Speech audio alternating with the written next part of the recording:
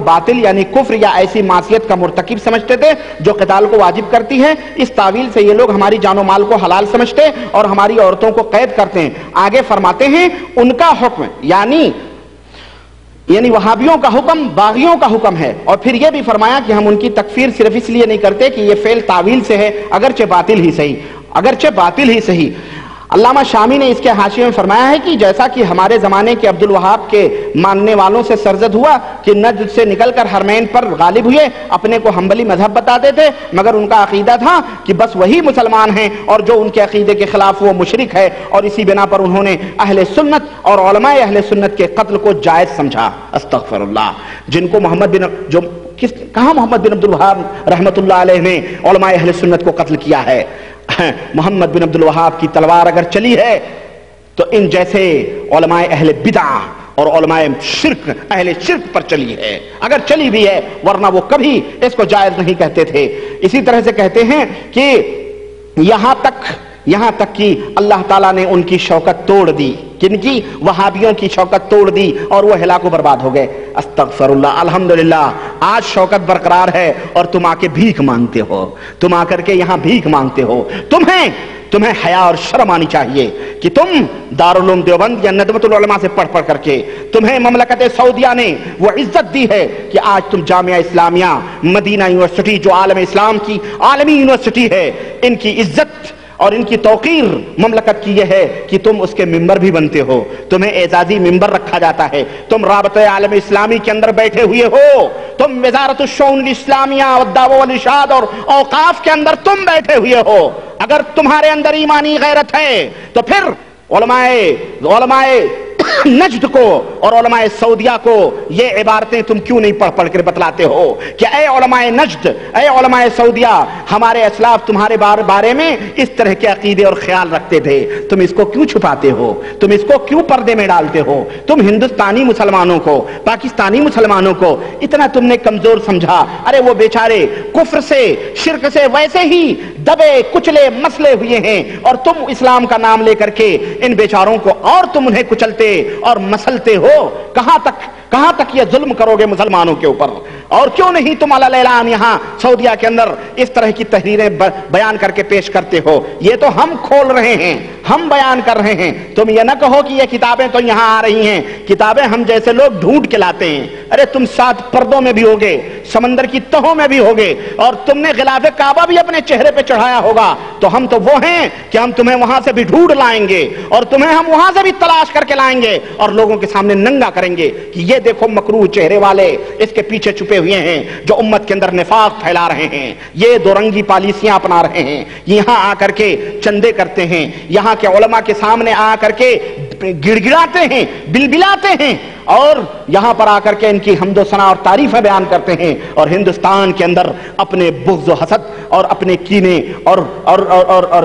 اپنے کینے اور کپٹ کو ہندوستانی مسلمانوں کے درمیان پھیلاتے ہیں. وہاں کچھ اور علامہ احسان الہی ظہیر رحمت اللہ علیہ, اللہ ان کی قبر پر کروڑوں رحمتیں نازل فرمائیں, اس نے تو جامعہ اسلامیہ کے اندر اس مرد مجاہد نے, ایک ندوے کے مؤسس اور محتمم نے جب وہابیت کی تعریف کرنا شروع کی اور امام مجدد محمد بن عبد الوہاب رحمت اللہ علیہ کے گن گانے شروع کیے, تو وہی مرد مجاہد جس کو پاکستان کے اندر شہید کر دیا گیا, اس مرد مجاہد نے اسی یونیورسٹی ہال میں کھڑے ہو کر کے کہا تھا کہ حضرت ندوی صاحب, کیا یہ بات آپ ہندوستان میں بھی کہتے ہو؟ وہیں آئینہ دکھایا تھا, کیا یہ بات ہندوستان میں بھی آپ بیان کرتے ہو جو یہاں آ کر کے یہاں کے مشائخ کے سامنے بیان کرتے ہو؟ تو پھر اس کے چہروں پر سیاہی پڑ گئی تھی, اس کے چہروں پر سیاہی پڑ گئی تھی. آج اسی طرح سے یہ لوگ اور کہتے ہیں اللہ نے ان کی شوکت توڑ دی. ان کو خوشی ہوگی اگر مملکت سعودی عربیہ ہلاک ہو جائے, اللہ نہ کرے, برباد ہو جائے, اللہ نہ کرے, یہاں کا توحید کا نظام, سنت کے نظام درہم برہم ہو جائے, تو علماء دیوبند کو بڑی خوشی ہوگی. اور ہوگی, میں بتاؤں آپ کو, ہمارے پاس دارالعلوم پرچہ آیا, جدے میں ہمارے ایک دوست کے پاس موجود تھا, دیوبند کے ہیں وہ بھی, اس میں نے پڑھا اور باقاعدہ انہوں نے اس کے اندر تو خوشخبریاں سنائی تھیں اور کہا کہ اب تو طالبان جو افغانستان کے اندر ہیں وہ دیوبندی ہیں، ہمارے بھائی ہیں، اور اب بہت جلد ہی ہماری حکومت دیوبندیوں کی افغانستان کے اندر آنے والی ہے اور ہمارا ملک ہوگا، ہماری حکومت ہوگی۔ اللہ ان کے اس خواب کو کبھی بھی شرمندہ تعبیر نہ فرمائے، جن کے دلوں کے اندر اس طرح کے بغض اور اس طرح کی مسلکی تعصب اور اس طرح کی فرقہ واریت جیسی باتیں چھپی ہوں کہ اپنے مسلک دیوبند کے لیے انہوں نے ملک کے لیے دعائیں اور نہ جانے کیا کیا کر رہے ہیں چھپ چھپ کر کے سب کچھ، اور دنیا کے اندر یہ پھیلا رہے ہیں، لندن کے اندر، برطانیہ کے اندر اور امریکہ کے اندر، کہ یہ سب دیوبندی ہیں، ہمارے مسلک و مشرب کے ہیں، اور یقیناً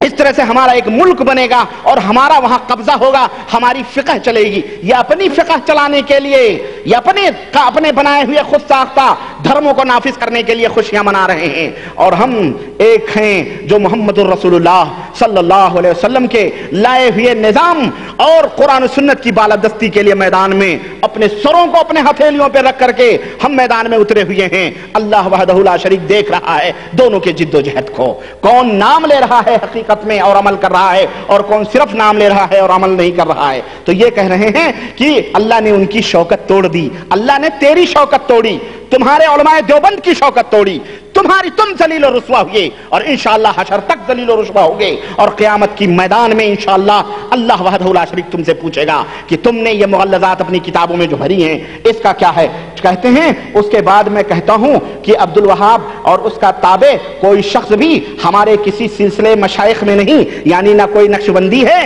نہ کوئی سہروردی ہے، نہ کوئی قادری ہے، نہ کوئی چشتی ہے، نہ کوئی مجددی ہے، نہ کوئی رفاعی ہے، نہ کوئی بدوی ہے، نہ کوئی اجمیری ہے، نہ کوئی کلیری ہے، نہ کوئی حجویری ہے، نہ کوئی ہے، نہ کوئی ہے، اگر ہے تو کوئی کون ہے؟ اس کی نسبت محمدی ہے، محمد الرسول اللہ صلی اللہ علیہ وسلم کی طرف ہے۔ اس لیے یہ علی اعلان کہتا ہے کہ محمد بن عبد الوہاب کے ماننے والے ہمارے سلسلے مشائخ میں بھی نہیں ہیں، نہ تفسیر و فقہ و حدیث کے علمی سلسلے میں ہیں،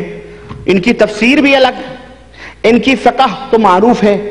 اور اللہ کرے ایسی فقہ انہی کے پاس انہیں مبارک ہو جس فقہ میں اس طرح کی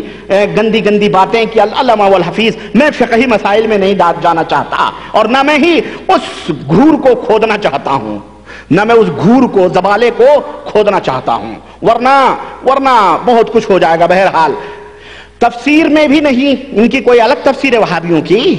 ان کی کوئی الگ قرآن و سنت، فقہ میں بھی نہیں، قرآن و سنت کے اندر فقہ نہیں ہے، اور کہتے ہیں حدیث ان کی کوئی اور حدیث ہے، ان کی حدیث ہدایہ ہے، ان کی حدیث فتاوی عالمگیری ہے، ان کی حدیث بخاری مسلم نہیں ہے۔ اسی لیے یہ حضرات بخاری مسلم میں بھی شکوک پیدا کرتے ہیں کہ بخاری مسلم کے اندر ساری حدیثیں ضعیف، وہ بھی تو انسان تھے، وہ بھی تو بشر تھے، وہ بھی تو ایسے تھے، ویسے تو ایسے تھے، ایسے ویسے کر کے بخاری کے اندر بھی یہ شکوک اور یہ تر امتیاز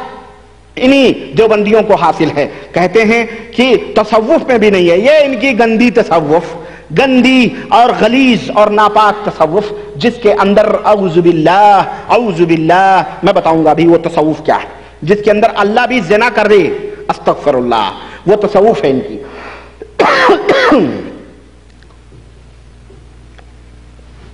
اور لکھتے ہیں حضرت کہ وہابی تحریک کا انجام، وہابی تحریک کا انجام باقاعدہ فارمولہ ریڈی ہے پورا، یہ مفسر قرآن ہے مولوی شاہد حسن قاسمی، زندہ ہوں گے، یہ ان کی کتاب ہے، یہ میں اپنے گھر سے نہیں بیان کر رہا ہوں۔ یہ لکھتے ہیں کہ نجدی تحریک سے جنم لینے والی مملکت حجاز اسلام کے دیے ہوئے بنیادی قوانین، فلاح معاشرہ اور انسانی حقوق سے مکمل ہم آہنگ اور مطابق نہ رہ سکا، ان کی فقہ مکمل رہ چکی۔ یعنی نجدی تحریک وہ تحریک ہے جس کا نظام اور جس کا منہج قرآن و سنت نہیں، اس سے ہم آہنگ نہیں ہیں۔ ان کے قوانین سعودی عربیہ کے کس سے ہم آہنگ ہیں؟